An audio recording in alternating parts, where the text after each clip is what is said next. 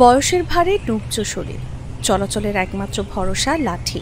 এরপরও বেঁচে থাকতে প্রতিনিয়ত সংগ্রাম চালিয়ে যাচ্ছেন স্বাধীনতা যুদ্ধে নিজের সর্বস্ব খোয়ানো শরীয়তপুরের ৮৫ বছর বয়সী বীরাঙ্গনা যোগমায়া মালো। রাষ্ট্রীয় স্বীকৃতি পেলেও মেলেনি একটি সরকারি ঘর। অন্যের জমিতে টিনের দোচালা ঘর তুলে ভাড়ায় কোনো মতে দিন যাপন করছেন তিনি। অভিযোগ, একাধিকবার সরকারি দপ্তরে ধর্ণা দিয়েও মেলেনি নিজের একটি কাঙ্ক্ষিত ঠিকানা। মৃত্যুর আগে অন্তত নিজের ঘর দেখে যেতে চান তিনি। যোগমায়া মালো বলেন, নিহারি বেড়ের এইখানে আমাকে দইটা নিয়ে নিছে, নিহারি বেড়ে দইটা নিয়ে নিছে, ওইখানে মানুষ বাঁচতেছে। এরপর আবার আমার বাসুরে গুল্লি করছে, গুল্লি করতে করতে নিছে, ওই দিকে নিয়ে আসে রাস্তার উপরে মাইরে ঠিক আছে। আমার কাছে জায়গা চাই না, আমার একটু খালি একটু 2টা কোটার ব্যবস্থা করে দেন। মানুষের জায়গা শুদ্ধ আপনারা ঘর দেন, আমি হইয়া চাই না, আমার একটু খালি কোটার ব্যবস্থা করে দেন, আর কিচ্ছু চাই না। তার পরিবার ও স্থানীয় বীর মুক্তিযোদ্ধাদের সূত্রে জানা যায় 1971 সালের 22শে মে সেদিন শরীয়তপুর সদরের মনোহর বাজারের দক্ষিণ মধ্যপাড়ার হিন্দু এলাকায় তাণ্ডব চালায় পাকিস্তানি হানাদার বাহিনী। প্রতিটি ঘর থেকে তুলে আনা হয় হিন্দু নারী, পুরুষ আর গৃহবধূদের।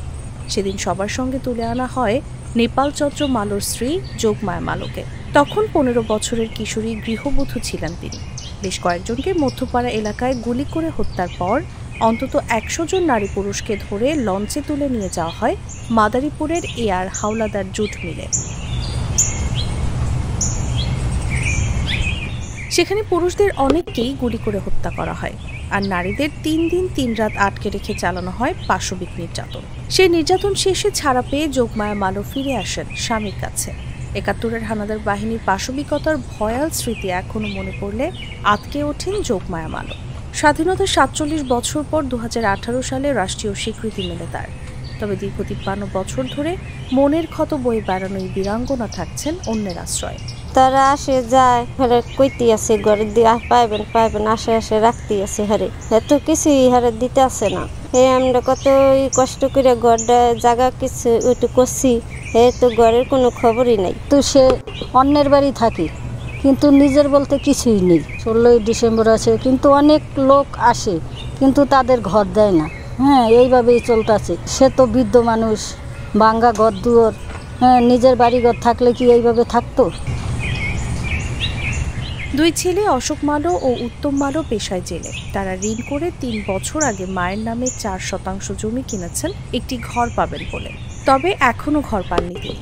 একাধিকবার সরকারি দপ্তরে আবেদন জানিয়েও আশ্বাস ছাড়া আর ভাগ্যে জোটেনি ঠিকানা। মেয়ে বিকে শিখে করে বিয়ে ঠেয়া দিছি, 3 মেয়ের বিয়ে দিছি, কি করুন, কি করা যায়? মানে আমার এই যে দূর দূর করে দেওয়ায় 3 বারই ভাঙছি, এত বছরে 3 বারই ভাঙছি। এখন আর ওখানে পরের বাড়িতে কত থাকুম, আমি এখন সময় গেছে যে এরাইয়া, এখন আমার একটা কোটার ব্যবস্থা আপনারা করে দেন, এইটা আমি আবেদন করি আপনার কাছে। বীরাঙ্গনা যোগমায়া মালোর আবেদন পর্যালোচনা করে দ্রুত সহযোগিতার হাত বাড়িয়ে দেওয়ার কথা জানিয়েছে জেলা প্রশাসন। শরীয়তপুরের জেলা প্রশাসক মোহাম্মদ আশরাফ উদ্দিন বলেন, বীর মুক্তিযোদ্ধা আর বীরাঙ্গনারা জাতির শ্রেষ্ঠ সন্তান। তাদের জন্য রাষ্ট্রীয় যত সুযোগ সুবিধা রয়েছে তার ব্যাপারে সর্বাত্মক সহযোগিতার হাত বাড়িয়ে দেব।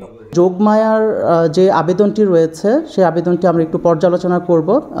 বীর নিবাসের জন্য সরকারের যে নীতিমালা, সেই নীতিমালা অনুযায়ী ওনার প্রাপ্যতা কতটুকু রয়েছে সেটা আমরা বিধি মোতাবেক আমরা পর্যালোচনা করে আমরা আশু প্রয়োজনীয় পদক্ষেপ আমরা গ্রহণ করব। একই সাথে যদি বীর নিবাস সংশ্লিষ্ট কোনো জটিলতা থেকেও থাকে, আমরা অন্য কোনোভাবে তাকে কতটুকু আমরা সহায়তা করতে পারি জেলা প্রশাসনের তরফ থেকে, সেই বিষয়টিও আমরা সক্রিয়ভাবে বিবেচনা করব।